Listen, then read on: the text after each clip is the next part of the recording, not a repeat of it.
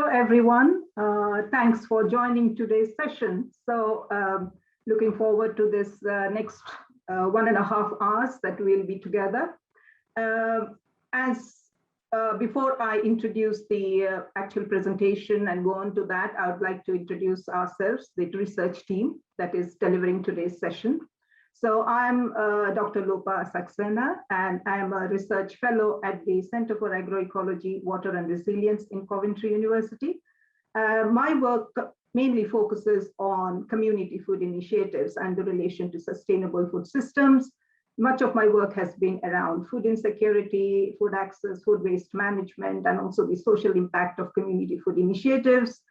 And in another level, also around urban biodiversity and indigenous food systems. So we have decided that we keep our introductions very brief so that we'll have more time for our presentation. So over to the three members of our research team, next to Jana. Hi, everyone. It's wonderful to see so many faces. So my name is Jana Fried, and I'm also a researcher at the same research center at Coventry University, which is the Center for Agroecology, Water and Resilience. And I'm there quite active on researching community resilience, community participation in major sort of areas of decision making. And I'm very much in the last few years been interested working together with Lopa Saxena as well on sort of community food challenges around community food security, but also participation. And I'd like to hand over to, let's go by the alphabet, to Jazz, please.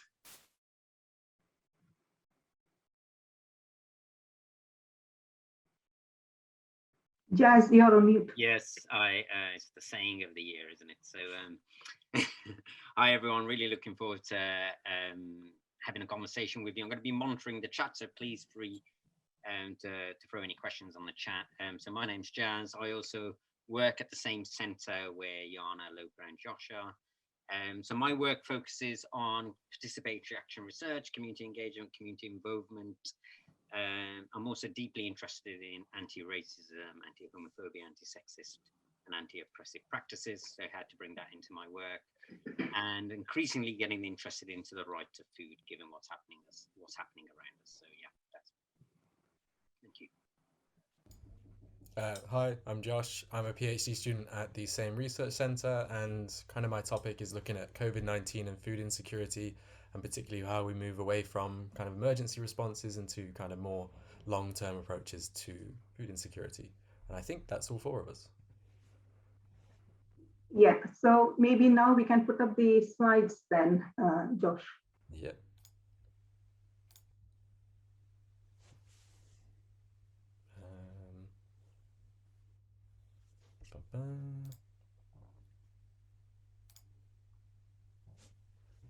Can you see those? Yeah, that's fine. Thank you. Yeah, so the title for our presentation today, as you can see, is Getting Together, Increasing Participation in Community Food Activities.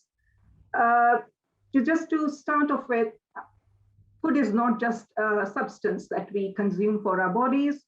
Rather, when we're engaging with food in terms of growing food or cooking or sharing and eating of food, it's actually a very much a fundamental part of our individual, collective and societal well-being.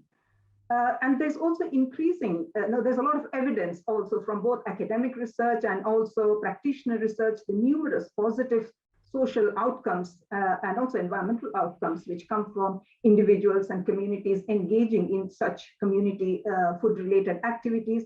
However, interestingly enough, there's very little understanding of the drivers and the barriers to engagement in these activities. And more so in case of social groups which are facing different types of exclusion and marginalization. Again, I think it's quite an irony that food is so underrated in much of our research and also in that understanding. So especially now in the current COVID-19 context, with so much increasing food insecurity, there's a lot of social isolation and loneliness, and the resulting negative effects on people's health and well-being. It has become much more imperative that both from research and practice perspective that we understand more what goes on behind the way community food activities are organized, who participates and who's not able to participate and why. Therefore, our research question was mainly what motivates, supports, or creates barriers to participation in community food activities among diverse communities.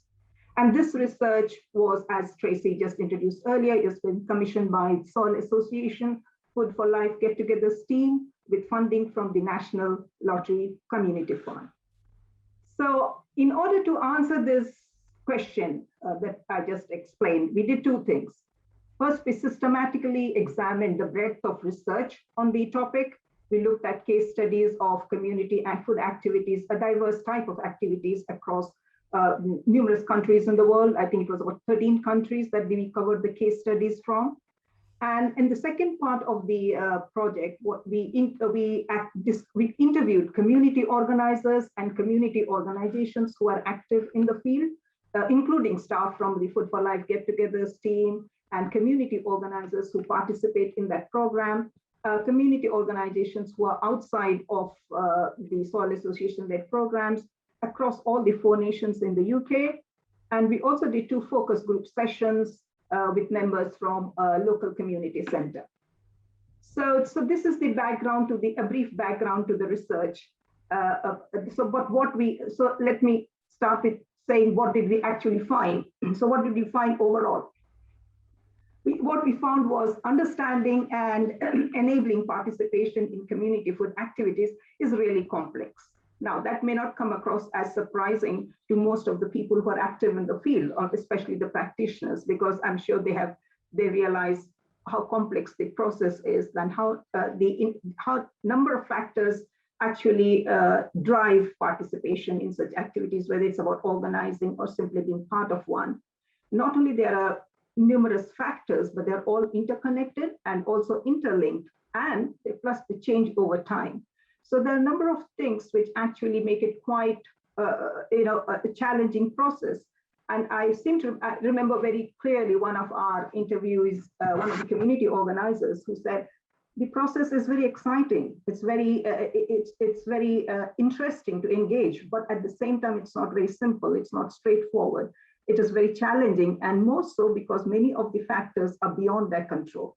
So that's the, that really set us off thinking how to capture this complexity. And obviously there was no single lever by which you can increase participation, which is applicable to all contexts. That came out very quickly through the initial stages of the research.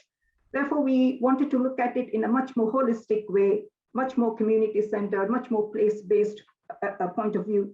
So the kind of multi-level type of approach is necessary. That's what came across. So we used a theoretical framework called the social ecological approach towards understanding the complexity of the participation process. I will not go into the details of the theoretical framework here, but it has already been much extensively used in other fields, such as in health promotion and in education, environmental conservation and education.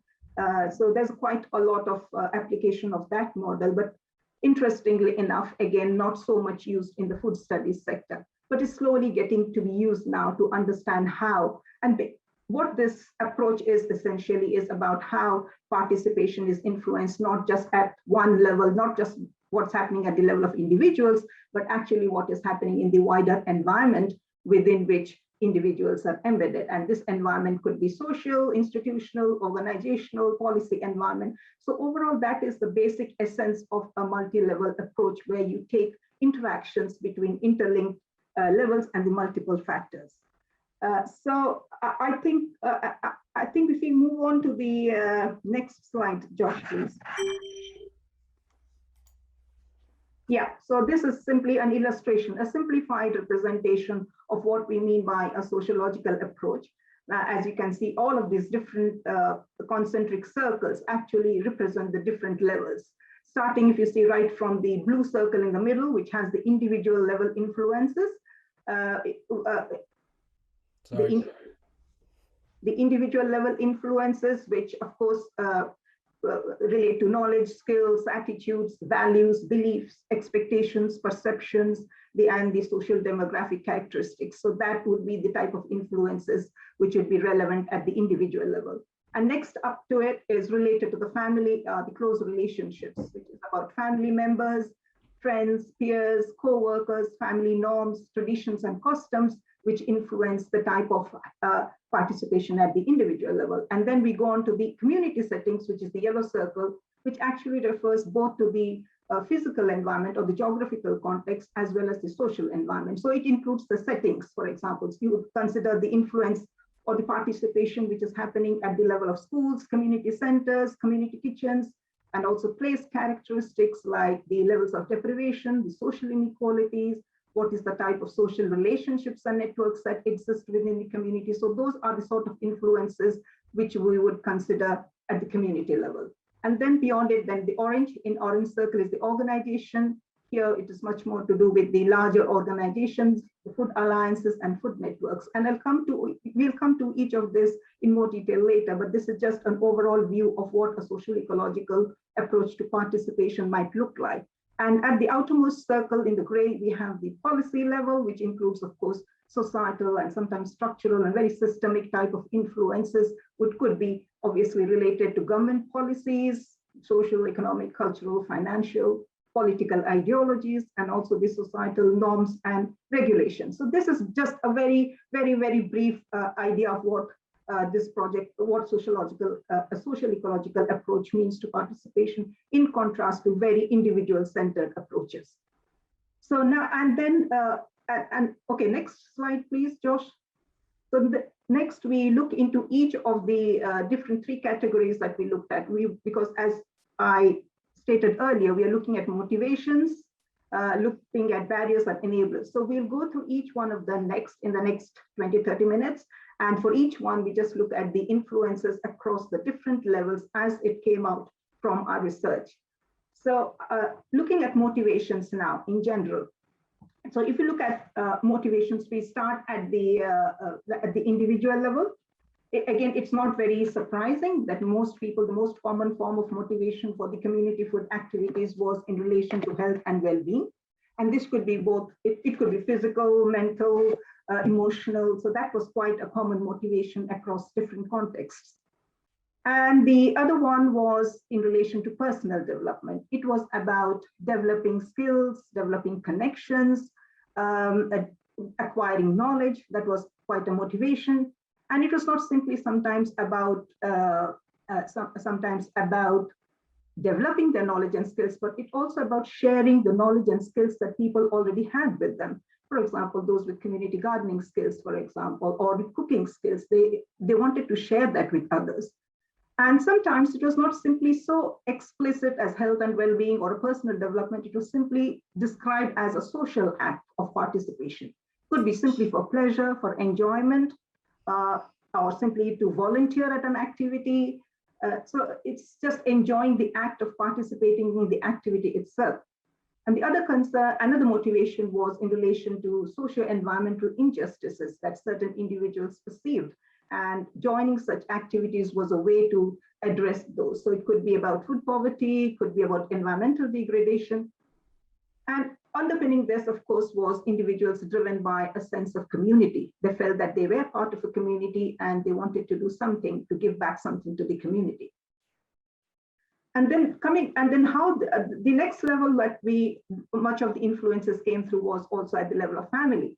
And here again, it's not very surprising. Of course, we know at the individual family level how if we have had a history of doing gardening in the families, we are much more inclined to be interested in gardening activities later on in adult life. So family experiences, if they were positive and if they're related to the type of food activities that are being happening all around you, then there's much more chances that those people will participate in those activities.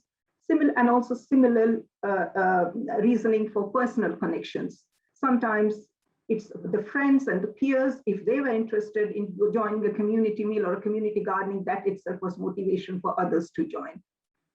And then there was also the idea of not just developing knowledge and skills for oneself, but also you do it because you want to share it with your children. So which is about, especially if that type of activity is part of your cultural tradition. For example, growing organic food or growing culturally specific food was very much something which people wanted to pass it on to the younger generations.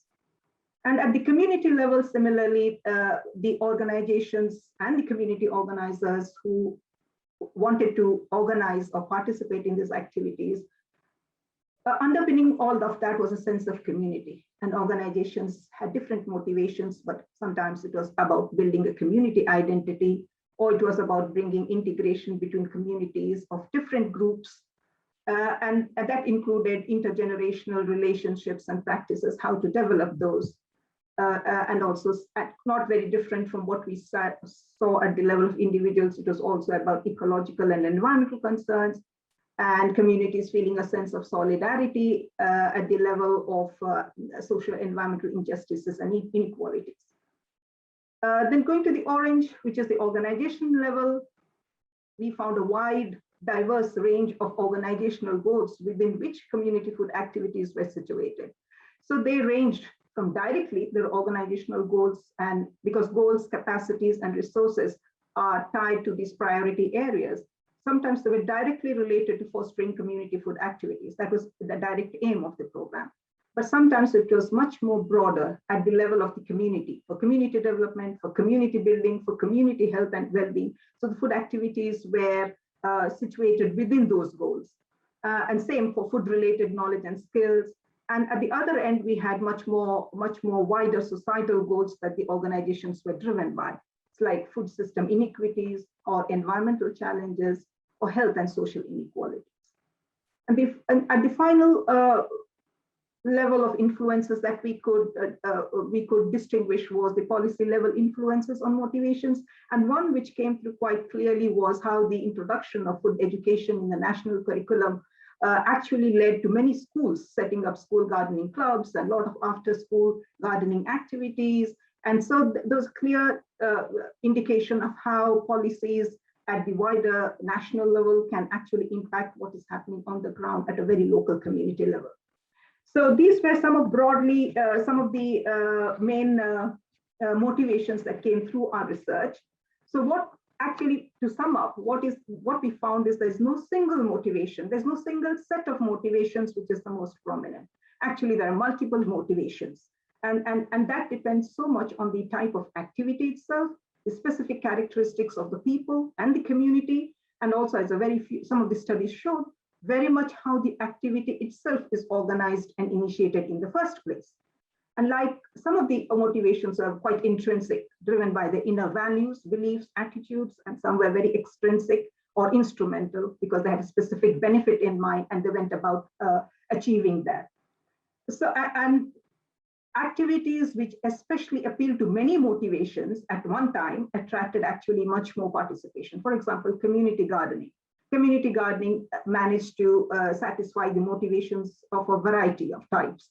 So which led to a much more diverse participation in that type of activity, rather than, say, for example, a community meal activity. And plus, the other important thing was motivations also change over time.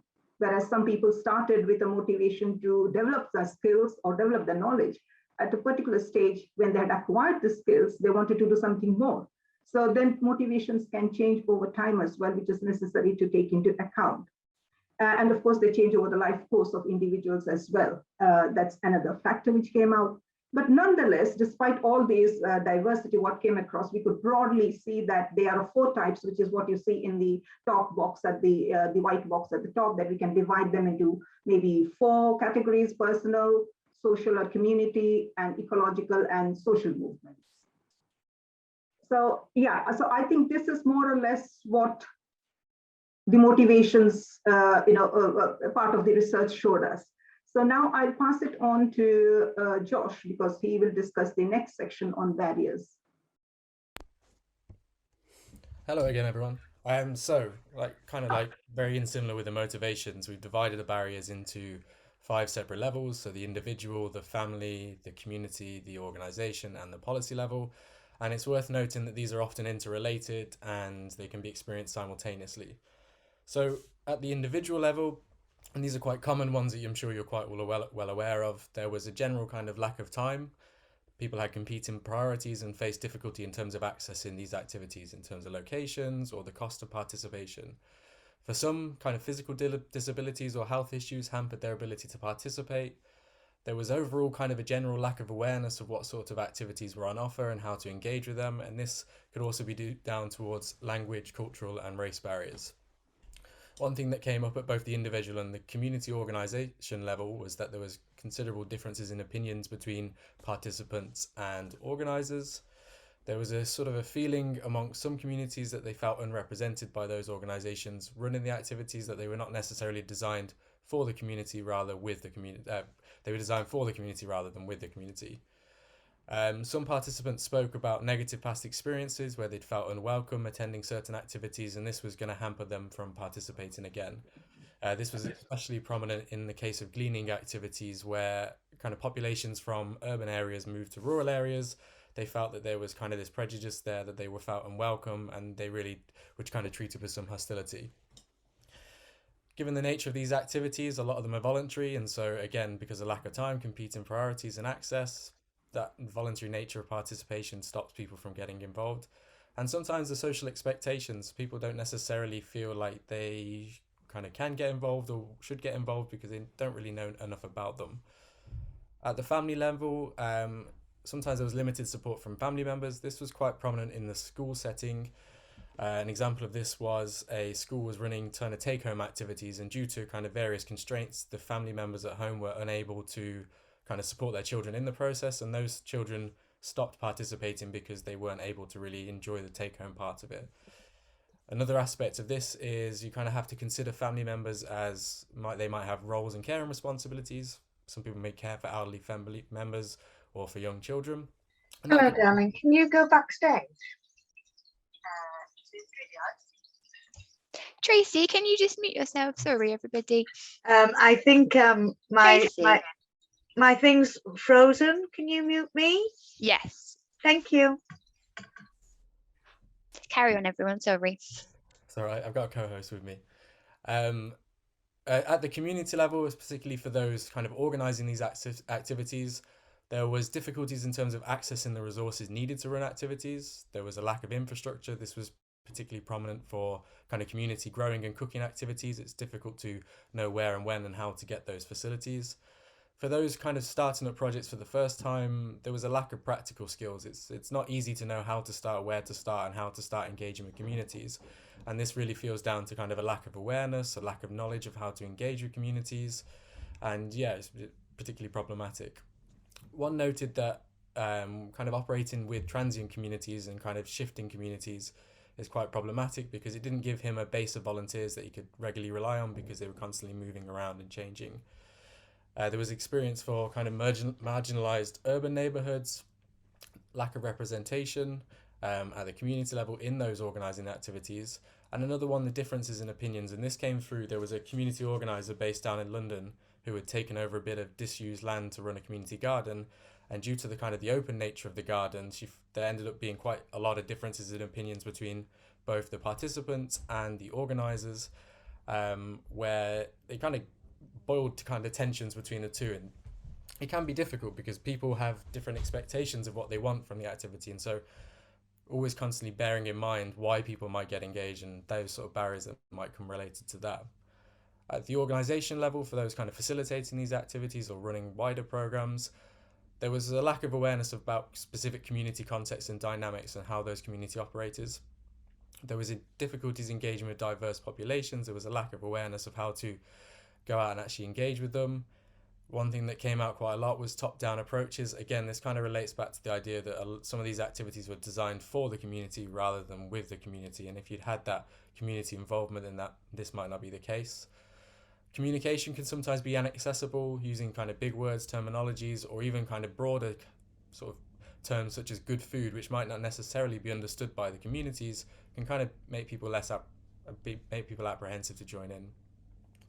Again, people felt there was a lack of community representation and diversity within these larger organisations. They didn't feel reflected within those.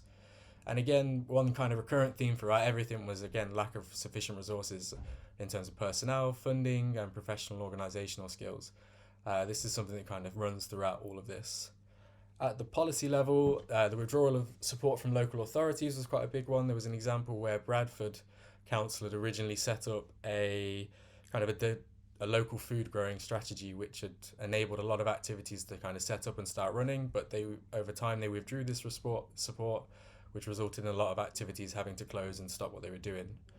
And some, again, institutional regulations, just trying to navigate some of those things to be able to set up a project in the first place, people found to be very difficult.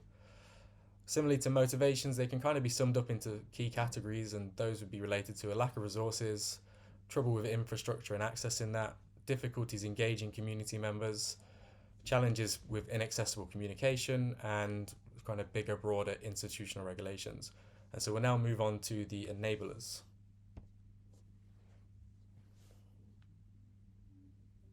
Thank you very much, Josh.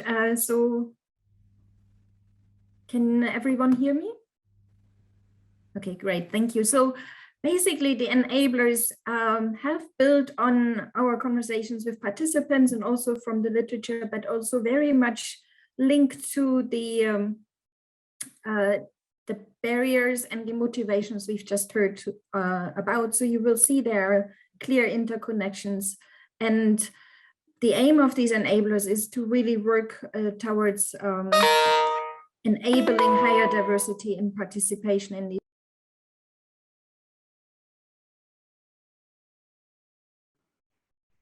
Jana, you are on mute. Yeah, I was muted by the host. So the enablers, again, we've structured them similar to earlier on, that we are looking first at the individual level, but really what is important to note is that enablers for individual participation, but also for community organizers, as well as for the facilitating organizations, they're really interconnected through financial and social relations. So in many ways, talking about enabling the participation of individuals is really also supporting community organizers, etc. So I think that's very much worthwhile noting here. At the individual level for participation, affordability and accessibility, as you can see in the blue box, linked to the timing, the location, or the transport needs for taking part in certain activities has been highlighted. And it's quite an obvious one if that's sort of problematic, that people struggle taking part in events. We had one example where activities were happening outside of an urban area, cleaning activities, and people then organized car sharing and other ways of enabling participation of a wider range of people. So this is practical and social support, which is very important. How can you actually enable through practical aspects for people to take part? So this is sometimes just provision of certain equipment.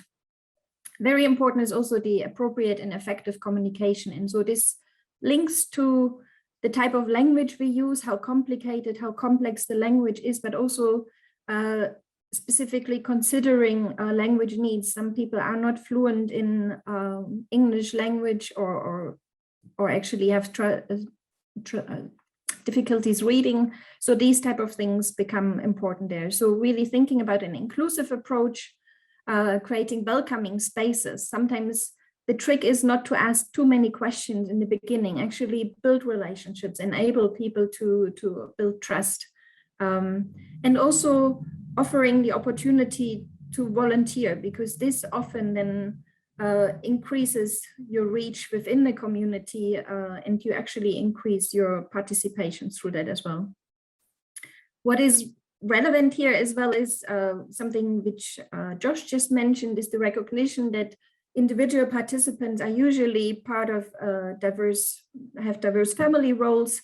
They might have caring responsibilities. So if it's a long-term activity, actually discussing with participants what are suitable times for running an activity and really being responsive to those needs is very important. So the word co-designing here is mentioned. Then moving on to the community level, many of you, I think, will definitely fall into this category. All of these activities will not happen without passionate, resourceful, and open-minded individuals. So we label them maybe community champions. So enabling those activities to actually do what they want to do is really important. And this could be, for example, through financial support, which sort of could include salaries for community organizers. Here, it is important to keep in mind that if you just rely on volunteers, often that has an exclusive impact immediately, because not everyone can afford the time if there is no sort of financial support to actually be involved in these activities. Another aspect is thinking of ways how to involve the community, and very important here is regular and effective communication. Thinking about the right language, as I mentioned earlier, the types of messaging that are appropriate, what are the avenues which people communicate in, sort of those kind of things are really important to consider. Building a strong volunteer base while not overburdening volunteers is very important. Training can come in there. We have a very good example here in Coventry, where a lot of attention was being paid to actually encouraging volunteers to learn new skills, to help them develop. And so that's also a key aspect to create a strong volunteer base. In order to achieve that and to generally help with increasing participation, we can't actually emphasize enough the importance of local networking, of building links between different organizations. There is so much happening in our communities in this area, but actually if we all work together, we actually will have a much stronger effect. And also these networking, the benefits of networking really are that you then get your message across as well. People learn about what's happening and you can help enable greater participation. Moving on to the organizational level, and we are thinking both here of community organizations, but also in facilitating organizations like the Soil Association, for example. In terms of the enablers there, we found that aiming to co-design and collaborate in the development of activities is really effective, but also recognizing existing power relationships. So what's actually happening, who can make certain decisions is very key. Similar to what I mentioned earlier, how do we design communication resources is very important. So again, the language, the types of images and words we are using, but also thinking about maybe translating certain documents is very key. And then proactively thinking about diversity in our own organizations is something we found is very important, because it can help reflecting on what are our own practices, how are we being perceived, thinking about engaging with communities, but also it makes us much more creative usually if you actually reflect on those and build diversity within your own organizational cultures. Key resources are obviously important, providing funding and information and opportunities for training. So building community capacity on diversity, on participation, but also beyond it, and support the building of local networks and partnerships. All of this obviously is happening within a societal context, within the context of local government policies and local agendas, but also within a bigger framework. And actually working towards increasing local government support can be very effective. And it also links to what I mentioned earlier around the local networking. Josh, can you please move to the next slide?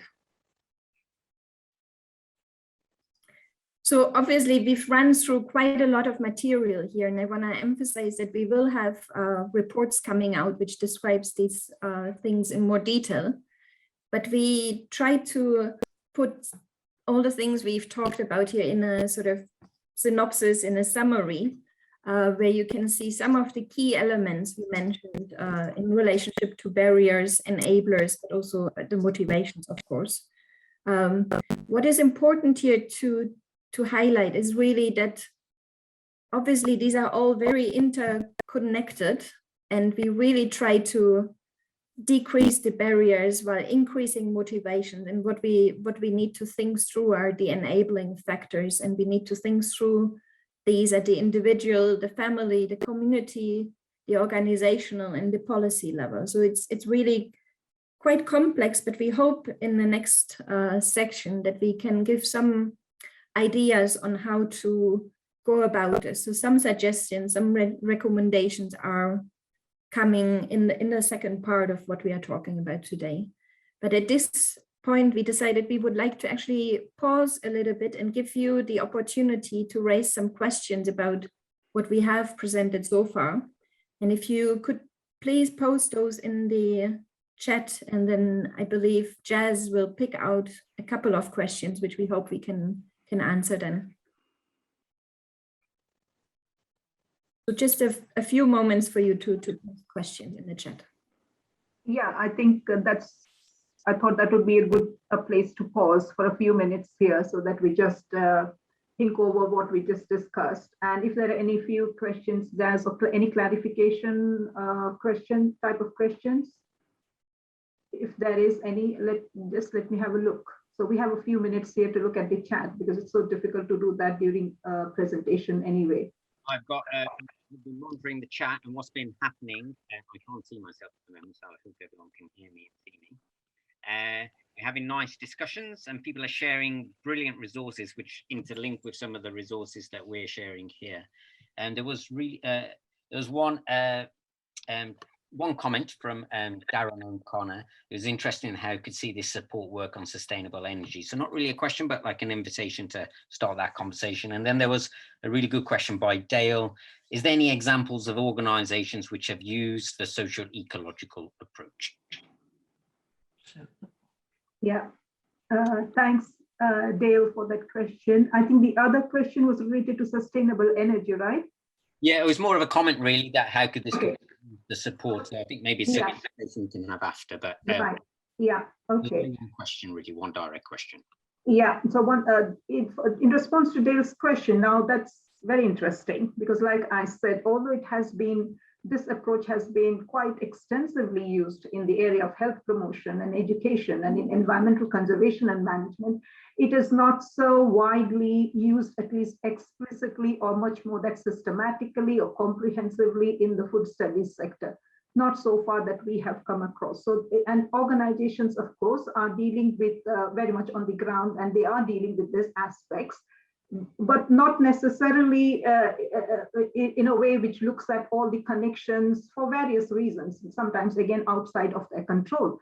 But however, this has been used to understand how different communities might decide to engage or not engage, and how that can be made much more specific.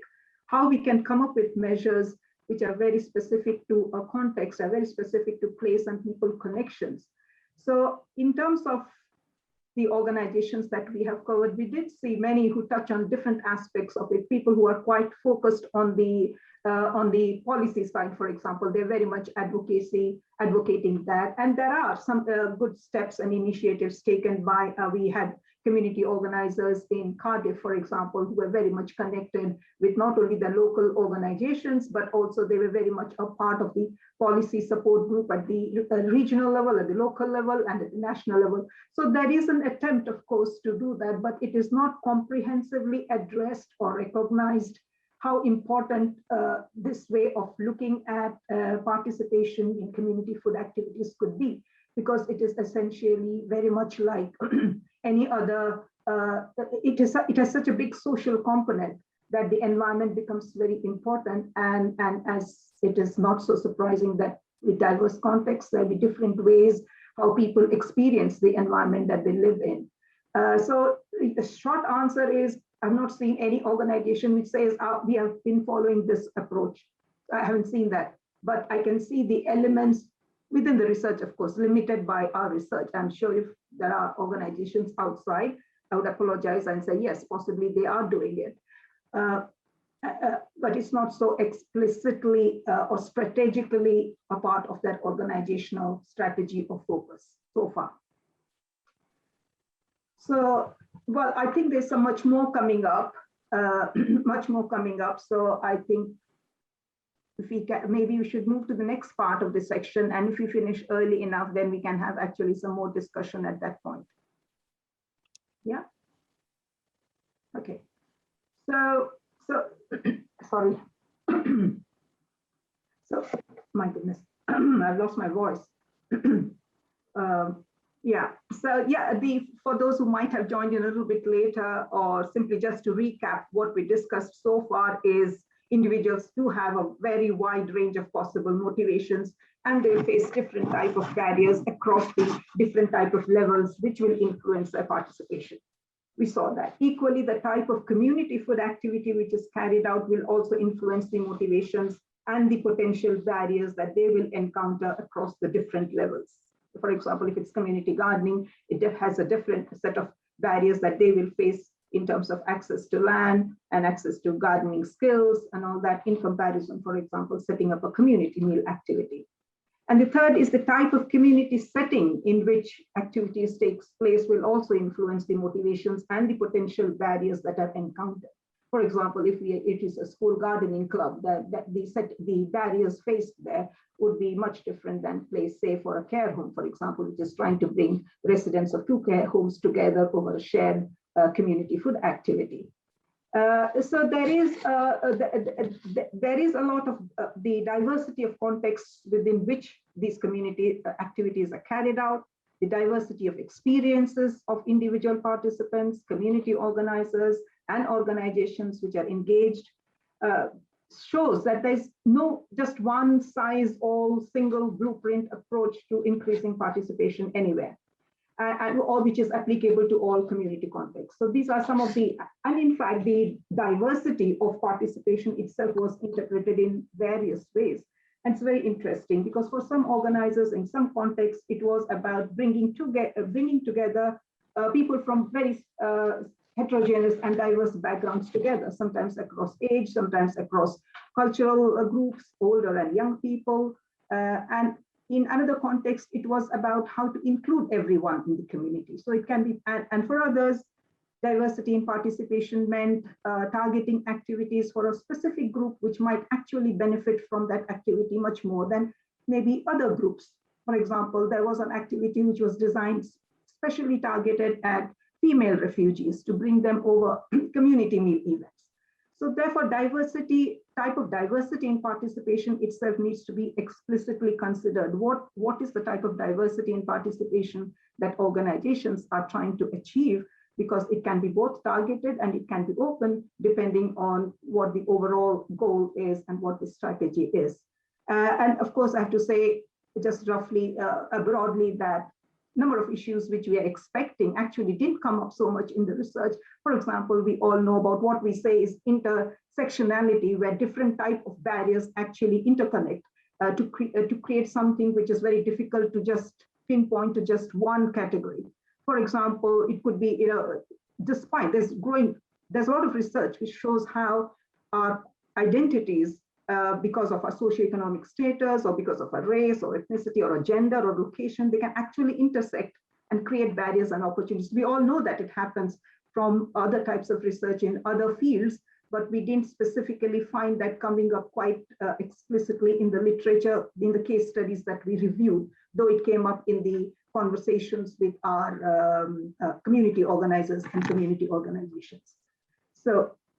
So then given this understanding of the complexity, our next question was, how can community organizers and facilitating organizations, actually, how can they support effective participation in community food activities?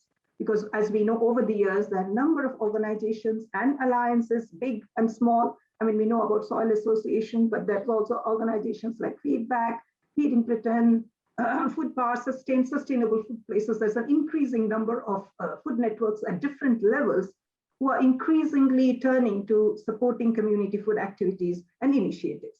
And they themselves are quite a very diverse and heterogeneous group. They have different management styles, different organizational structures, different organizational goals. As I mentioned earlier, the motivations for food activities can be within a much broader goal of community development, and sometimes very much specifically on food as well.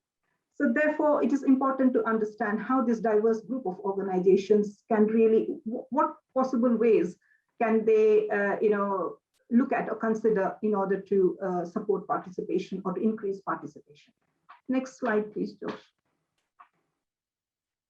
So this, again, to use the same illustrative figure that we used before, we have here emphasized the role of organizations there, the orange circle, to show that they are actually at the crossroads between the multiple levels that you see in this approach. So they can actually communicate or influence the way things are happening at the community, right down to the individual level, downstream of them, and upstream they can also have the capacity to influence things happening at the wider policy systemic level. So that's how we have them positioned between the different levels, and in that context they play a very key role as what we say as a civic enabler that enable these changes to take place at different places. And they play such a key role because I think they have the capacity, they have the resources, and they sometimes have the expertise by which they can, or they themselves need support, but they're also in a position to influence what is happening across the board. However, very surprisingly, we found very little on organizational aspects in the literature, in the sense, what is the structure, what are the processes involved, because most of the studies tend to focus on the outcomes from these community food activities, and there is absolutely a lot of growing evidence on how important these activities are for people's social lives. And that's not to say that the organizations don't have a strategy, they have, but the way the literature, the case studies don't seem to emphasize that it's very looking at organizational processes and structures itself, and what they need, what organizations themselves need to support participation doesn't come out that strongly across the literature. So there's very little in terms of how organizations like these are leading participation in community food activities sector particularly. Again, I have to say that we are not talking about organizational studies in other areas. They're much more developed, but not in this particular sector that we are talking about. But clearly the few studies that did, and our own the research with the our conversations with the community organizations, the point that's very significant to understand what the arrangements are between organizers and organizations, between organizations and participants, because they do lead to different types of interactions and diverse levels of commitment from the participants. So it does play a significant role. It's just that it is not being paid that attention that needs to be there. So nonetheless, we found some good practices across the diverse case studies, and we also learned from our conversations with the community organizations on the ground. And some of those good practices is what you find in the boxes there. So downstream of the organization, there is a co-design activity with community, enable access to key resources, support effective networking, local partnerships and community champions, building a learning community and building an inclusive approach. They came across from the different contexts. And at the wider policy level, it was obviously how can we influence the wider policy environment to make it much more supportive. So these are based on the good practices across the text, across the different contexts. And we will go through each one of them because we are proposing how we can build on these good practices to have a much more shared understanding between the different organizations, what they can do. So the first one, next slide, please. So this was the first sort. I mean, again, there's no order to the list of recommendations because in a holistic and a systematic way of looking at it, it's we could start with something which is much broader and come back to the much more micro, or we have to do both micro and the macro level interactions into account. So the first one that we are looking at is co-design with community. Now, I think Jana has referred to it earlier, how this came across as an enabler because it responds to the particular barriers that people face. Basically, it means you allow the activities to be designed in a way which responds to the needs and the interests of the communities themselves. It responds to the motivations. It responds to the various type of barriers and gives community the opportunity to actively shape what is taking place. So, which is, I'm sure all of us have known the expression that you work with the community and you just don't develop something for them and pass it on to them to do that. So, and these, for example, relates to the barriers like organizing at a convenient time, organizing in a particular venue, easily accessible, and those sort of considerations. And it also, in another way, it acknowledges the diverse lived experiences of people. Like I said, people experience the environment in many different ways, depending on how and where they are placed in a community level. So this sort of co-designing approach responds to these lived experiences and also the diverse knowledge that exists among people. How can that best be used as a resource to help communities design activities? So, so in a sense, as we all know, it helps people develop, or communities develop, a sense of ownership over these projects, rather than in contrast to the top-down processes that we all know we are much more familiar with. Co-design is not such a familiar process, also because it's quite time-consuming itself in comparison to, say, top-down approaches. So on a practical level, we came up with a few guidelines, which is what you see in the smaller circles, which again drawn from the research, and it came across from our conversations, especially with the community organizers and organizations in the UK as well, that it's important in this approach that you involve community right from the planning stages, as early as possible, rather than at a very late stage when they don't have any say actually on what's happening, and which effectively negates the entire purpose of community participation, because if potential barriers are not integrated or not taken into account, it would be difficult anyway to progress much further. And the second one was to develop resources accessible to communities, and here we're referring to learning resources, in particular the availability of knowledge and information, like we said, is important, should be accessible to communities, which will help in the co-designing process. The third one is use open channels of communication, dialogue, and exchange, which is again very important if you want to really tap the resources, the expertise, and the knowledges that exist within communities, rather than just assuming them as passive recipients of activities. And then the next one was being community responsive and allow adaptations to goals and actions. So also, co-design approach allows any particular activity or a plan to be adapted according to changing needs and requirements, because again, that came across quite a lot in our organization, in our research, where maybe sticking to the original plan was not really seen as helpful in delivering the project at the end. They started with a very different type of objective, and they started with a different type of target, and started with the type of action, but then soon they realized that things needed to be put in place, things needed to be changed. So that sort of flexibility is possible and is taken into account when we have the co-design approach. And of course, I have to say, given that these experiences in the last 2 years has been so much influenced by COVID, it has made it all the more relevant that there has to be flexibility and adaptability to the way we approach community level engagement. And the last sort of guideline is provide the skills, training, and mentoring for adopting co-design approach. Again, as I said before, we are all familiar with top-down approaches because communities are rarely involved in that. And then you just have a set of experts at the top designing things. But when it comes to co-design, it needs different type of skills, different type of capabilities, and it may not necessarily reside in the communities that we are targeting. So it's essential, also with community organizers, so it's important that relevant skills and capabilities are provided in which allows co-design to be adopted. So that's the first one.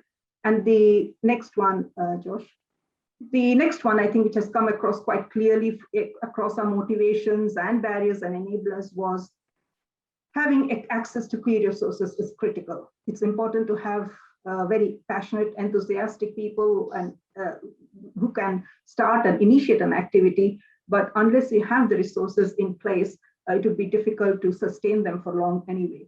And by resources, what we mean is not just, it means both material resources, which includes funds, of course, and also equipment, infrastructure related to the type of activity that is being designed, but also resources such as knowledge, information, and also skills. So the different types of resources which obviously need to be in place or need to be developed, need to be supported in order to make sure that an activity can be initiated and also sustained for long enough time for people to be part of that. And what this does, it actually builds the confidence of the community. We found this from the community organizers. They did say that having access to key resources is definitely the pathway for them to feel confident in going ahead with the ideas and their motivations to actually develop activities. And also, it is about also improving accessibility and affordability for people to participate from diverse communities. So overall, a greater availability of resources is actually important. And this is also relates to the fact that it can help shape and influence political decision making, and institutional support will be relevant in order to have this access to overall resources. So there's a link between this and one of the other recommendations, which is coming up later, how we can try to get institutional and policy support, because they're related. The more the support, the more the type of resources will be available for community food activities. So in terms of practical guidelines, the first one is consider the ease of access, how easy it is for people to know about the resources available and also to access them.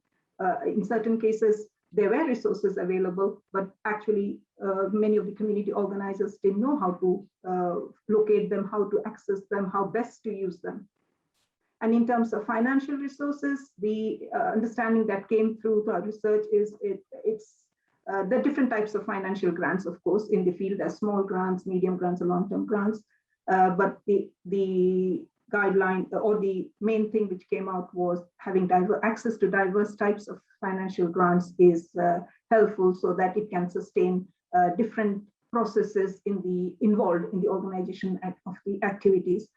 For example, for the initial setup, then for the consolidation and sustaining the activities, the project evaluations, for staffing, costs. So there are different costs involved over a period of time, and different types of financial grants for different purposes could be much more helpful. And especially when we're thinking about co-design, because things might have to change and adapt and to be flexible over time. So that there needs to be that flexibility also in the financial grants. And the another guideline was again related to that: provide diversity sensitive practical support to access resources, whether it's financial, knowledge, or other resources. And this, I think, came across very much in the fund writing, that many community organizers said they would have liked much more support in how to write for funds, how to write funding proposals. And yeah, so that was about the practical support. And the another one, it was offering training opportunities that consider diverse communities' needs. Again, it's not to be taken for granted that these skills just happen to be there so it needs to be offered in an easily accessible way. And this requires, again, co-design and collaborative practices, because the essential idea is to understand what would help in getting the communities to participate further. So now we can move on to the third one, and over to, I think it's Josh. Yeah. So, like we mentioned earlier, a lot of these. Oh, I've got echo. Through effective networking and local partnerships between a range of actors at kind of different levels, there's quite a lot of positive effects that can be achieved through improved coordination, a kind of multi-directional flow of information, capacity building, and potentially the alignment of kind of strategic directions of these actors. And if networking is done in a way that actively engage with marginalized and disadvantaged people, it can lead to positive results as part of a kind of an overarching inclusive approach. In this case, networking can be both formal and informal, and is a way of bringing together different actors, creating bonds and bridges between them, and it helps to alleviate several barriers. The one thing to note is, given the existing barriers faced by those engaged in community food activities, particularly in terms of kind of resource constraints and time constraints, it's not a straightforward process to bring all these actors together. So appropriate time, effort, and resources kind of need to be given to support networking for it to be effective. So like the other guidelines are suggested, we've kind of got 4 main points that would be worth looking further into. The first being that we connect with community partners and organizations, and to build relationships between those. And this is kind of, especially for those larger kind of facilitative organizations, they can sit within this role where they connect all these different actors and kind of help them to form this network, which they might not necessarily have access to themselves. There is already kind of quite a lot of networks and alliances around there, but again, these can be quite fragile, and there is a need to strengthen these, whether it's in terms of skills, training, funding, support, which we've already mentioned, just to give them the emphasis to kind of build upon what they've already done and continue to go strength to strength. We mentioned community champions earlier in the presentation, but there's a correlation between kind of highly motivated, passionate and active individuals and their leadership. And so there's this need to support these people in a kind of a structured and institutional way, so that they can continue to motivate and empower people to get involved both at the community level and kind of that networking level as well. Finally, effective networking and local partnerships allows to kind of these organizations to create a shared long-term vision for local communities. It means you can pull these ideas together and really kind of actively engage with the community towards these kind of long-term goals.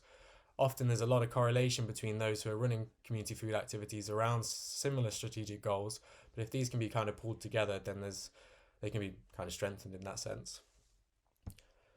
Our next recommendation kind of relates to building a learning community, and this is the sort of notion that links very closely with the recommendations described above that give importance to kind of co-designing and to knowledge and resources and to networking. And it kind of is the idea that people learn not only through their own experiences, but also by observing other actions and interacting with others. In this case, it relates to supporting and creating spaces which enable co-learning between individuals, organisers and organisations. And it's also important to emphasise the appreciation and valuing of diverse knowledges and experiences at all of these levels. Again, sort of the guidelines that we've suggested: create safe and formal and informal spaces for learning, and kind of facilitating those, again, similar to in the networking sense, is to give individuals, organisers, the chance to actually come together and discuss these topics and learn from one another. At the kind of the organisational level, there's a need to build in regular reflective practices to learn what's gone well, what hasn't gone well, and to adapt and learn from those. At the activity level, again, flexibility in terms of projects, project funding for adaptation to new insights based on reflective learning. So if there's this learning community where you're aware of what's gone well, what's not, there's a space to adapt and improve on what you've done and kind of continue what you're doing. There's a lot of opportunities to kind of incorporate qualitative evaluations for reflective learning. A lot of the reflective practices seem to rate towards kind of quantitative metrics, but by increasing these qualitative evaluations, then there's a role for those as well. And finally, at each of the levels, there really needs to be an allocation of both adequate time and resources to develop in this learning culture and actually supporting it and nourishing it to kind of develop to what it could be. Great. So one of the important aspects when we are thinking about participation by diverse communities is really building an inclusive approach and building capacity for an inclusive approach. And I think what is key there, to repeat what we mean by that, is really we are looking at practices and policies that enable effective and equal participation of individuals, really irrespective of what their background is. So if people come with a disability, are from diverse racial backgrounds, language skills, all different age groups, etc. So we are really trying to enable this inclusive approach, building capacity for achieving that, and thinking about the practices and policies that are needed. So one of the key things we found is to create a safe environment which allows spaces for diverse voices to be heard. So really thinking about how can we achieve the building of trust. And so one of the things we heard in our conversations is building relaxed situations where people can come together without any expectations. And actually food is one of those key things, the growing or the sharing of food, which can help building these environments. So I think actually these particular activities we are looking at here are really suitable for that. But we also found that it's important to provide funding for training and mentoring on co-producing and collaborative ways of working. So mentioning here the skills training and the mentoring is actually a really important part. Sometimes it requires us to learn how we do some of these things, or just having a few reminders of what are practices that can help create an inclusive approach. Then the next round circle on the right bottom is develop appropriate messaging and communication strategies. Again, this links to quite a few things we mentioned before, and is also something we'll unpack further in the reports which are forthcoming. But it's really around finding the right way of communicating with diverse communities. And so it's important to have creative ways of engaging, and also thinking of respect and valuing the way we communicate, and also relationships, which I think when we use participatory methods for community engagement, that addresses to some extent the point I made before about messaging. Because when you are in constant exchange with communities, you will learn, how do you go about it? What are the methods, the creative ways of how we could engage and reach a range of people? And then please go to the next slide, Josh. This really links also to the institutional and policy environment, and how do we influence that to work towards enabling greater diversity and participation. And generally speaking, we think it's very important across the sector to build a long-term vision. What is it that we actually want to achieve? Are there shared understandings? And a lot of this is, for example, happening in the chat. People are exchanging right now. There are platforms like food citizenship. There's a very interesting debate going on about that. The Soil Association is active, etc. So across the sector, it's really important to discuss what the vision is. What are we working towards, and do we have a shared understanding of that? Because I think there would be, or we believe there's strengths in actually working towards a similar goal. It doesn't have to be the same for everyone, but sharing sort of key understandings is important there. But also recognizing that we are very much in interdependence with local and national authorities. So trying to build and to work in partnership with those authorities who can make very important decisions, but also who often reach out to the sector to see how things can be done in practice. So working in partnership is key there. And it links to what Josh was talking about building networks, and they can be within the sector, but also reaching to these other levels in our society. And national funders are a very important, have an important role there, and actually shaping funding strategies in the sense that they are really contemplating how do you achieve greater inclusivity is very important. And already Dale, who is here in part of the chat from the Soil Association, suggested having some of these conversations with some of the key funders. Then what we've heard from a lot of practitioners is the importance of having an evidence base of the impact their work is doing on the outcomes of community food activities. And these are key to actually then influence planning at the neighborhood level, at the local level. So with city councils, but also at the national level. It's really key to have evidence of what we are doing. And we think to actually emphasize there, it's not just about quantitative evidence, but also qualitative storytelling, anecdotal evidence is really important there. And overall, we believe it's very important to create advocacy at the public policy level to develop strategies that support community food activities. So having this really top level conversation is important alongside focusing on these discussions at the community level, at the city or council level, etc. I think this was the last set of slides from our side in terms of the recommendations. And I will hand over to Lopa now and to Jazz, who will hopefully have a bit of an active engagement. I've seen the chat was very busy. So I hope we have left plenty of time to have some conversations now and discussions and ask questions and answer questions, etc. So thank you. Thanks, Yana. Josh, yeah, we can just put it a little bit later. We're still, yeah, maybe that should be the last one. Anyway, that's fine, it's all right. So yeah, what we discussed, these recommendations, obviously they have a sound basis in our research, but it's very clear that one has to consider the specific context that you are looking at, because I think one of the key things was participating in community food activities is very much socially in nature.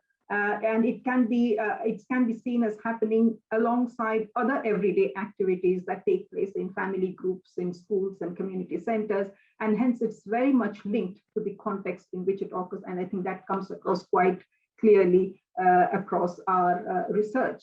There are some things which are much more tangible, very relatively easy to conceive as changes. Many of them, access to key resources, financial grants, are very vital. But there are equally more challenging ones which need to be tackled at the other levels as well, including looking at the power relations within the communities, looking at the social norms and structures which have influence right across from individual to family to community and organization level. So I think it would be nice to have some time to interact more with the questions, but I just want to conclude by, at least from the research insight side, is we hope that this research will support facilitating organizations and smaller community organizers and organizations in their practice, whether they are considering a new initiative or they're building on their existing initiatives. They can link to their work to theory and evidence base that they can then simply take to the local authorities or funders and ask for more support and resources, and to think that co-design with key stakeholders, how that can happen, to take a much more proactive role based on the theory and research-based evidence that we have shared with you today.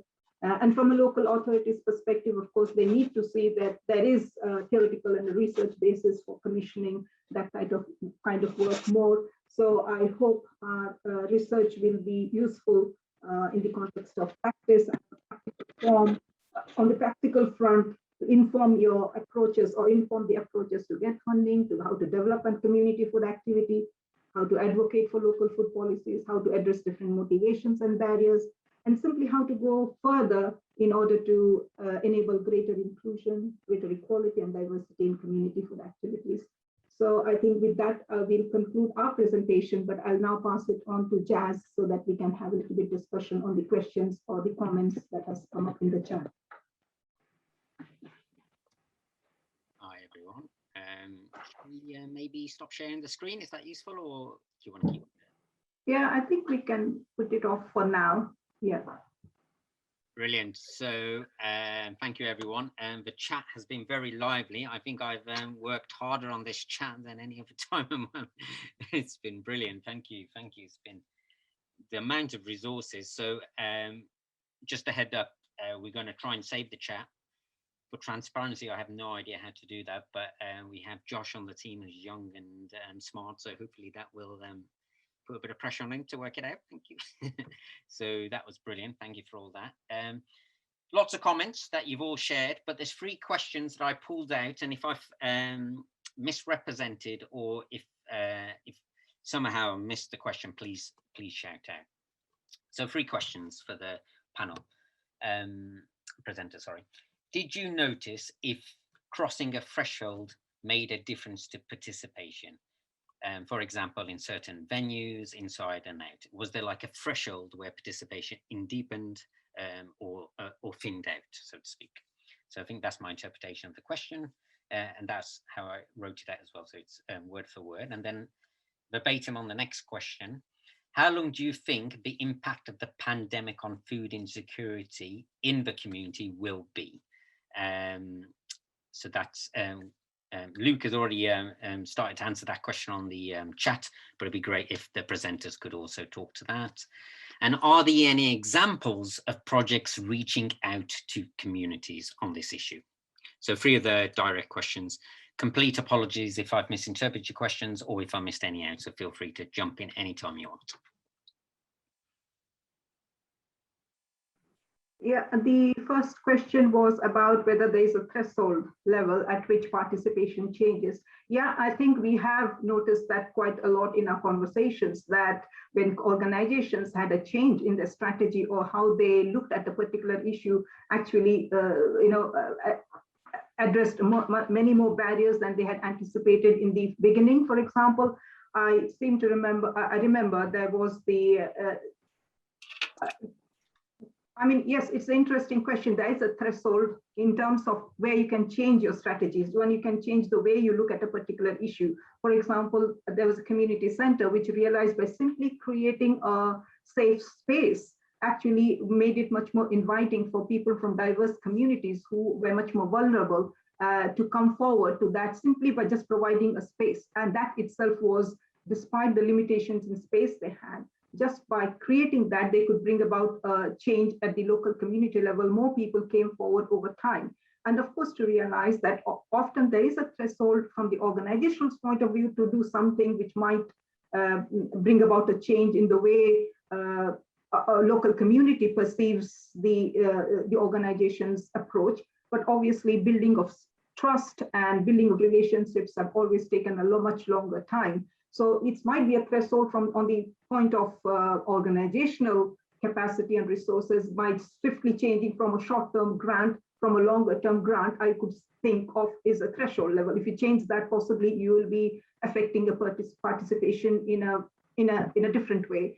But that's fine from the organizational aspect. But from the community participation, I guess participation just doesn't switch from one day to the other. So it would obviously it should be accompanied with much longer time given to build the trust and the relationships and the networks which are critical to any activity's success. So unless anybody else wants to add to that, that would be my brief answer. But it's an interesting one. And I think, the idea behind guidelines is that where can we create these changes to create that threshold beyond which you can attract a diverse group of people, or maybe attract, create incentives for diverse type of activities. Yeah. I think just to jump in there as well, one of the things we've heard is obviously that when we talk about diversity in participation is that diversity obviously needs to be appropriate. Just to make sense, we had organizations who really had a very particular group they wanted to engage with. And so these were vulnerable women from a refugee background. So obviously the diversity is already limited with that particular goal of the organization. But in general, I do think that all the things Lopa mentioned around capacity, but also creating safe spaces are really, really important. And what we found is that making sort of a very conscious effort thinking about participation and who do we want to reach, who are we reaching, who do we not reach currently, and making it a very conscious reflection is a very important step in that direction, because sometimes we are so busy with our everyday sort of running of projects that we may not necessarily take that time, and sort of doing that is something which we have heard quite a few times is really helpful. And then the second question, Jazz, was about, can you please remind me? Yeah. So how long do you think the impact of the pandemic on food insecurity in communities will be? And the following question is, any examples of projects reaching out to communities? So is that related? Are they related? I think the third one is more related to and then we can maybe go to the food insecurity. Yeah, I guess, I'm wondering if there's anybody who can answer that first question. Which one? Any examples of projects reaching out? No, the impact of food insecurity, how long it will take. Are we really out of the COVID pandemic? No. We don't know yet. So I guess it is a big question to be answered through such a small piece of research. It's definitely not geared towards that. But yes, at a general level, we all know that we are definitely not out of the pandemic. There's much more evidence of food insecurity increasing, less resources available at the local community levels to approach. So overall, one can only anticipate that it will be a much long, drawn out and painful process for everyone concerned. So, I mean, it doesn't sound very optimistic, but I guess that's how it looks like it, with all the prices going up on all respects. Because food insecurity again is linked to very much to energy insecurity, to housing insecurity. So we cannot just look at food insecurity on its own. But even if you look at its own, there's quite a lot of evidence that it's only increasing further. And with less resources at the disposal of local governments, local communities, I don't see a very quick end to the food insecurity. I just wanted to pick up on a comment by Anna, because I think it's really important in the chat. And also I think it's important that everyone feels free to join this conversation. It doesn't have to be us only taking part in this. But Anna mentioned that it's not just about COVID and the impact, that we've actually had a lot of major shocks recently happening and ongoingly happening. So she mentioned specifically, obviously, climate change as well as Brexit. And obviously they have quite intermingled in all of these things which are currently affecting. And we had huge food insecurity issues before COVID happened as well. And so it's just, impacting on what has been quite severe situation beforehand. And just to pick up on Luke's comments around food insecurity was a big problem in the UK even before the pandemic. And what the pandemic has shown through various little reports is that it's exacerbated existing inequalities. So if you look at the evidence, the Food Foundation, I think, I've got a recent report, and some of Maddie Power's work shows where the kind of inequality that already exists has just been exacerbated. So for example, Black communities are more likely to be food insecure before and after the pandemic. Disabled communities were affected 5 times more than any other group during the pandemic, but that was also disproportionate before. And when the pandemic stops, the food insecurity that asylum seekers face because of the no recourse to public funds rule will continue, and that will continue arguably for the next 10 to 20 years, given the hostile environment. So we live in an inequality, unequal, racist, patriarchal, anti-migrant country, and the pandemic will not do anything. What happens after the pandemic will not change that, sadly. And I guess a significant related concern is what we have been talking about today. The food insecurity has significant concerns at the social level in terms of the social and community well-being. And so through food insecurity, all the social challenges also will get exacerbated. So it's related, and how important, therefore, it is to make sure that people have these opportunities to get together and to alleviate some of these challenges that we are likely to come up. So it makes it all the more relevant that organizations and big facilitating organizations actually advocate or work strongly towards having more opportunities and more resources available for social well-being. And there was one question more. I think we just have 2 minutes for the last question. Yeah, and this links. I think it's a really nice question. It'd be great if we could tease this out. Any examples of projects reaching out to communities? Sorry, what does it mean? I mean, projects reaching out to communities. Well, most of the communities, organizations, initiatives are working with communities. So I'm not sure I get the question. I think what the question is trying to say, I'm interpreting, I can try and find, is just any examples of projects, organizations that you came across that were engaging with communities in a quote unquote best practice way. Yeah, one of the main organizations involved in our study was the Food for Life get-togethers by Soil Association.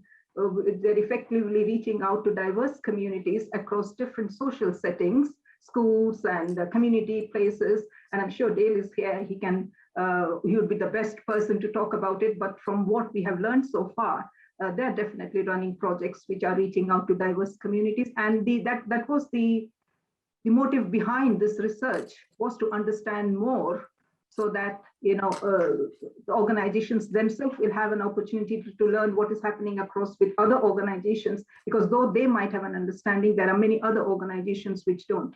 So also to create that space for shared learning between organizations, to have a much more networked approach than what they have so far.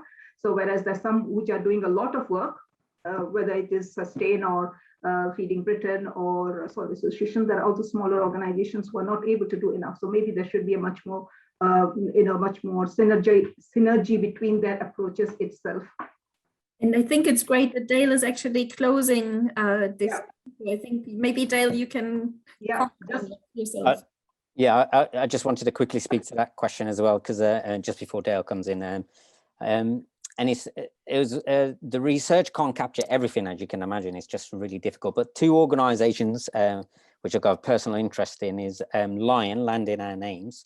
So they do some great work around the Black community, ensuring the inequalities that are built into structures of land, which is one of the main barriers really to accessing food growing projects. That's covered. And then another one is the Anne Matthews Trust, where I'm a trustee, and that does work on agroecology and refugee communities and asylum seekers. And I'll just click a link to them in the chat. Thanks, Jess. Over to you, Dale. Thank you, and really, I'm just here to say thank you, really, to all of you who presented today. It's just really reminded me how much of a complex research question we handed you, and really the wealth of information that you've pulled together and shared with everyone today. It just shows that these reports are just absolutely full of information and insight, which I really hope people on the call will be able to sort of delve into the detail that's most relevant to them, because we've covered this big framework of a social ecological framework and thinking about how it works at those different levels. But obviously we don't all have to work at all of those levels. So if you're feeling overwhelmed, I really encourage you to look at the research and pick out the bits that are applicable to you.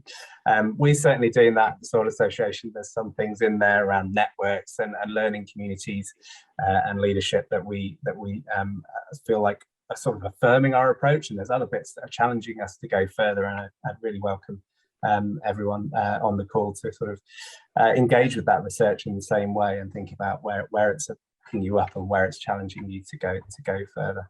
But yeah, that's it from me. Thank you very much for all the presenters today, and over to you, Lucy. Thank you, everybody. Again, a huge thank you to our presenters, so from Coventry Uni and Soil Association. So that was brilliant. We've had lots of questions about the slides.